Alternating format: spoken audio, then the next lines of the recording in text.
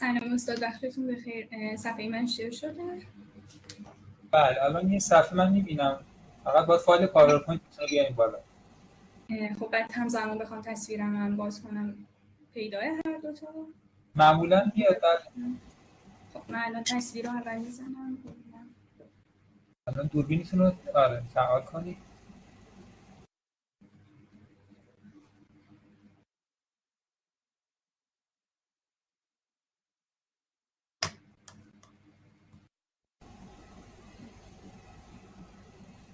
الان تصویر رو که تصویرم هست.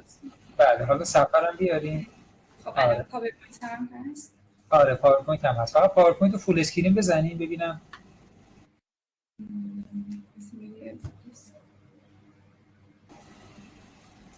اون پایین سمت راست. نه تو خود صفحه پاورپوینت یه اونجا که منفی هست و کنار منفیه. الان درست شده. بله. شروع کنم.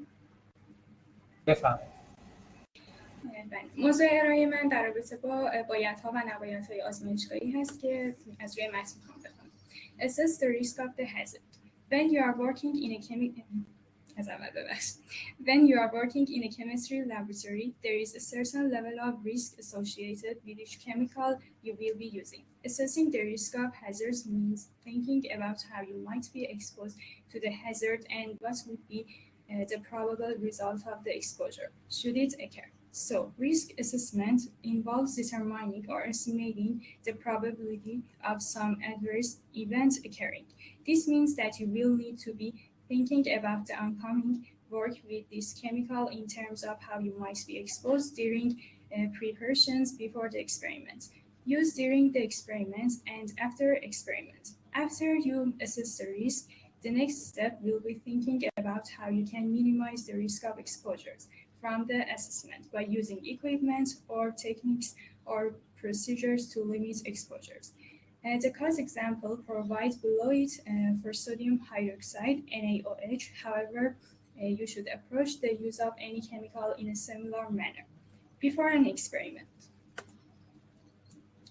1.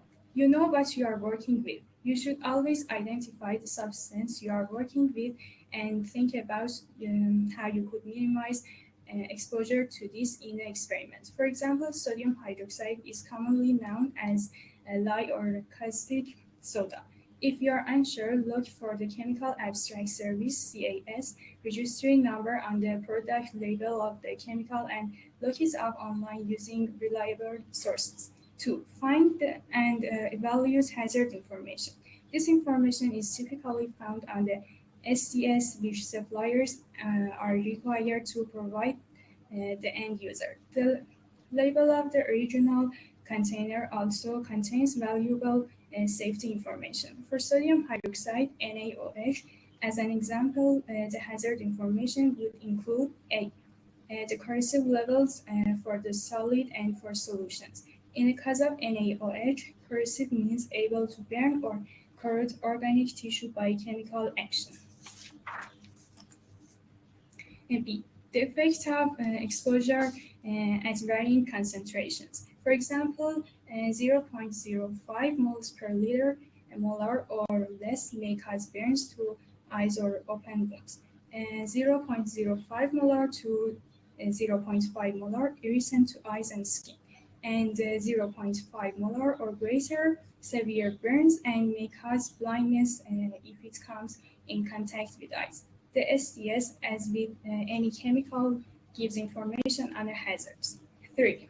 Ensure that the proper concentration are prepared. Students in a typical high school laboratory should not personally work with the basic NaOH or acidic HCl solutions at concentrations greater than 1 molar. 4. Ensure that all chemical bottles are properly labeled. In a high school setting, use sodium hydroxide. As the example, again, the bottle should have the chemical name sodium hydroxide spelled out, not just the formula NaOH. And the concentration of the solution should also be listed. Additional information such as signal words and Words describing the specific hazards should be on a label of the original chemicals container. It is also recommended to add any GHS pictogram labels to secondary containers as needed. A. The signal words danger, warning, and caution are used to describe the level of the hazard. B. Words such as caustic, corrosive, and flammable are used to describe specific hazards. During the experiment, 1. Use the lowest concentration and smallest volumes possible for the chemicals. Do not allow students to handle solids that are classified as fatal or toxic if solid. 2. Wear appropriate eye protection that offers both impact and splash protection. This is not only for your safety, but also as a precaution in the event that an accident is caused by someone else in a laboratory. 3. Wear appropriate protective clothing, laboratory apron, coat, and gloves. 4. After transferring chemical, solid, or liquid from a reagent bottle into a secondary container, be certain that the reagent bottle and the container are probably closed. What if an emergency occurs? Teachers must receive all necessary training in case of an incident or emergency. Normally, teachers should not provide medical treatment for students. However, in some cases, the teacher may have to act before medical personnel arrive. The emergency training must include how to use an eye wash station and safety shower. For example, 1. If the chemical is in the eye, flush water using an eye wash station for at least 15 minutes. Medical attention must be summoned as soon as possible. 2. If the chemical is swallowed or ingested, do not include vomiting unless the SDS recommend vomiting. Medical attention must be summoned as soon as possible. 3. If the chemical comes into contact with the skin, rinse the affected area for 15 minutes with tap water. It may be necessary to use a safety shower. If the safety shower is used, its contaminated clothing should be removed while the person is under the safety shower, and medical attention must be summoned as soon as possible. After the experiment, 1. Ensure that all chemicals are properly stored. Make sure that the caps on the reagent bottles are tightly secured. 2. Ensure that benches are clean before the next class comes in. One of the major causes of accidents in carelessness on the part of someone else. ارائه من به پایان رسید. اینجا هم رفرنسی که استفاده کردم انتشارات ACS و ممنون از اینکه توجه کردید. خیلی ممنون از خانم سنایی. من متشکرم. خیلی خوب بود. ممنون از شما. سلامت باشین. خسته نباشید. خب نفر بعد آقای تربتیان.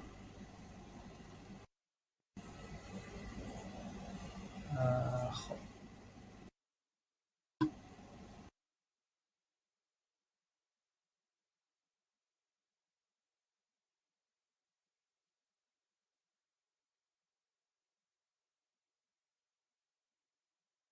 آقای تربتیان، من شما رو ارائه دهنده کردم. میتونید فایلتون رو شیر کنید. سلام ساندم، تلاش میکنم چون تا حالا خب سیستم کار نکردم، بار اولمه. مشکلی نیست. الان صفحه من هست دیگه، درسته؟ آره بله. خب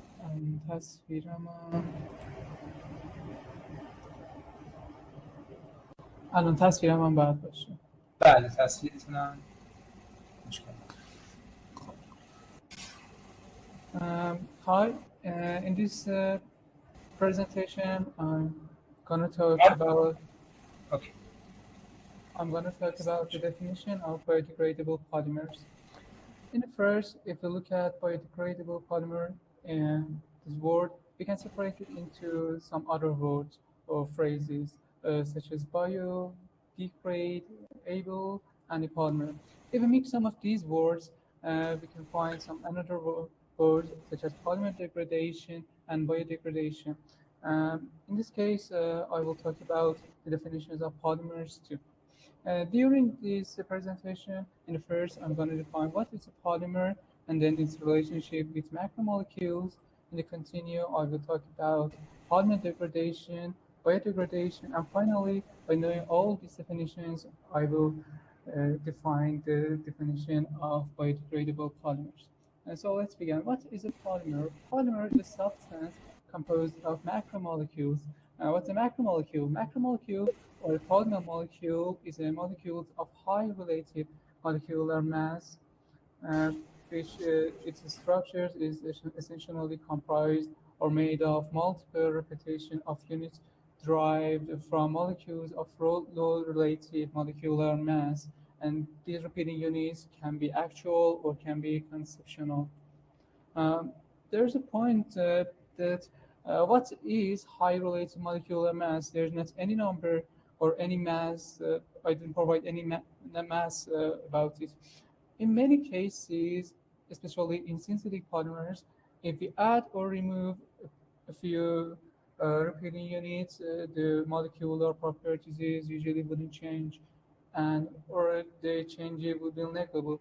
But in some cases, such as proteins, if we add or remove some of its repeating units, its structural properties would dramatically change, and this is an important point that I need to mention. As an example, what is a polymer?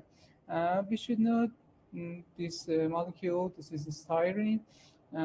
We are familiar with that from the organic chemistry courses that we already had passed.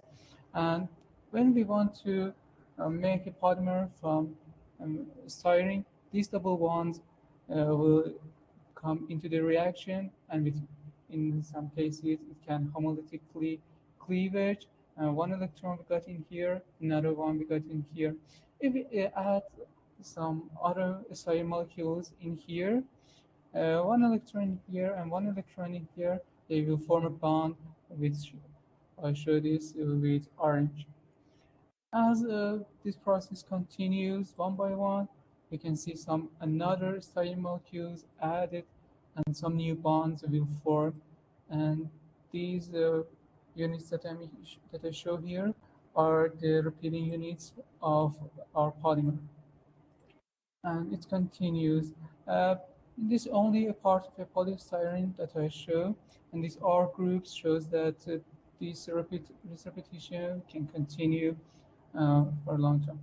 As you can see, these are polystyrene. As it was mentioned, the polymers are made of relatively low molecular weight repeating units. As you can see, the molecular weight of a styrene is about 104.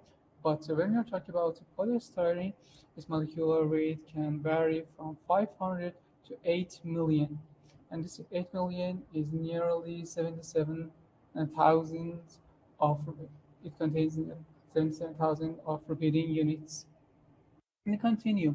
What is a polymer degradation? Polymer degradation means a chemical change in polymeric material that usually result in undesirable changes in the in-use properties of that material. What is a chemical change? Chemical change means it means the change in the chemical properties of materials. In the case of polymers, you can define it in two ways.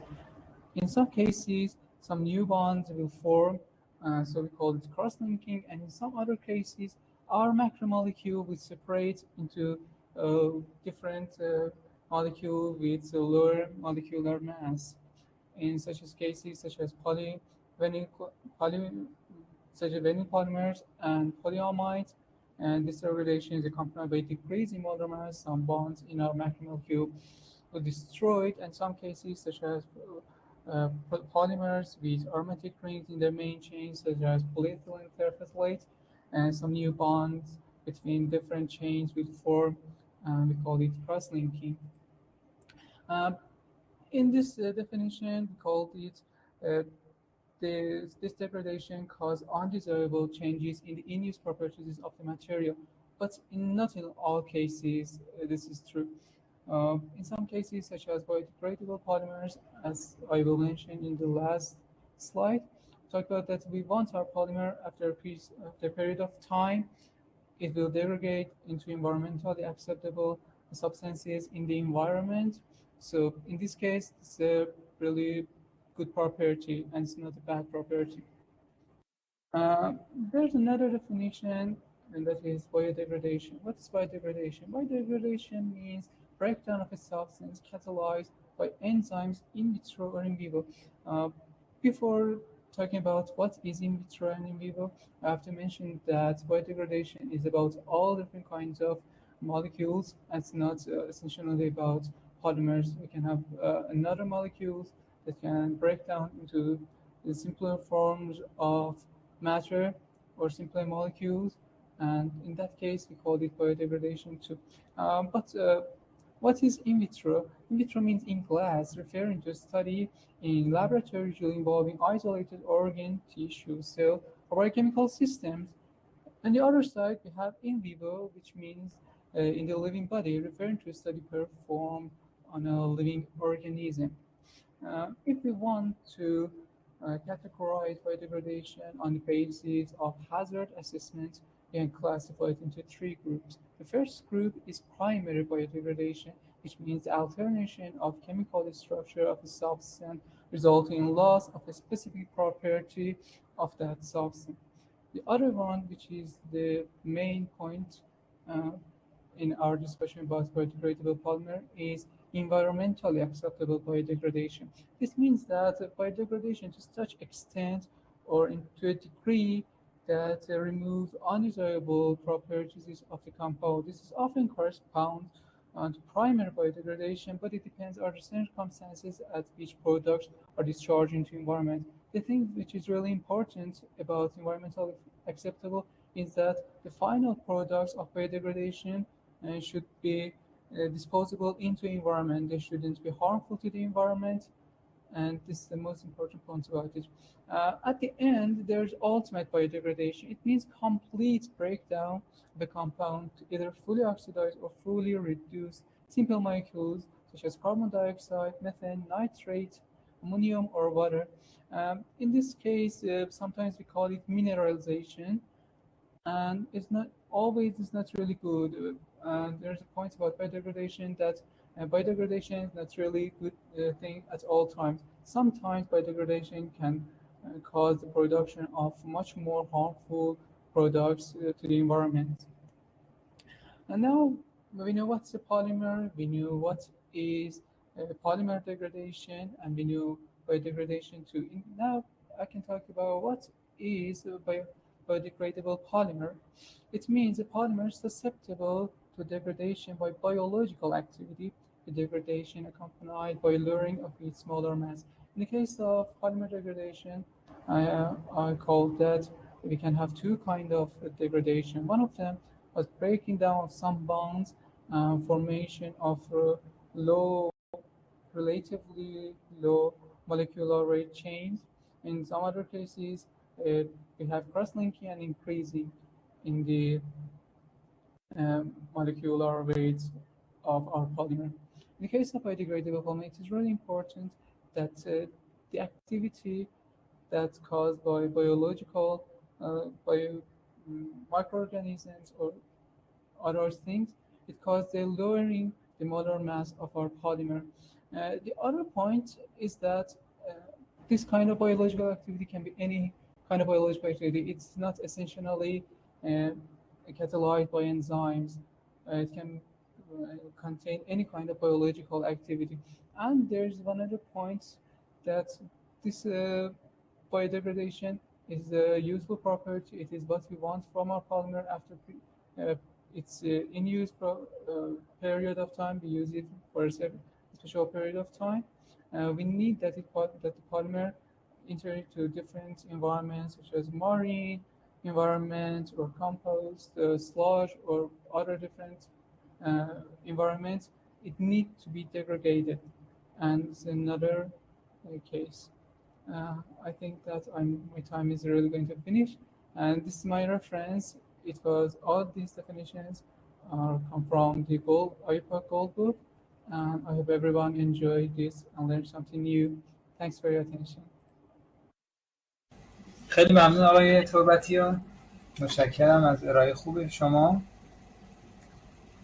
خب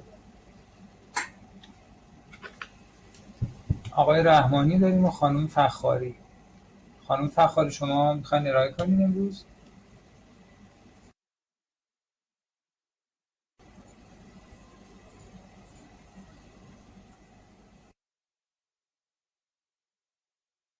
خب آقای رحمانی داریم، خانم صادقی. بکنم فقط همین دو نفر فعلا ارائه داشتیم. خب قطعا نمره شما بالاتر هم خواهد بود. اول که بچه ها بعضی شرکت نکردن و کلاس هم ترک کردن.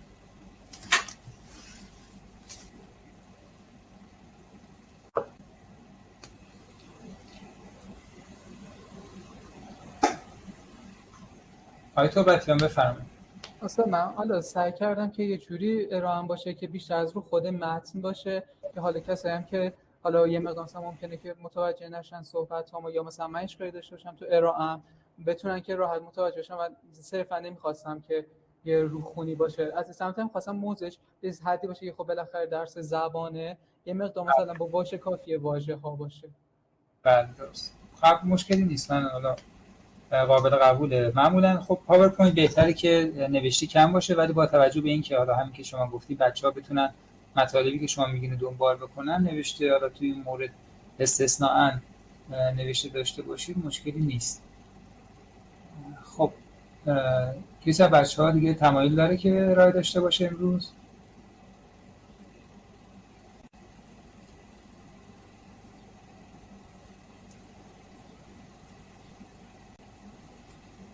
پس من فعلا ضبط رو قطع میکنم.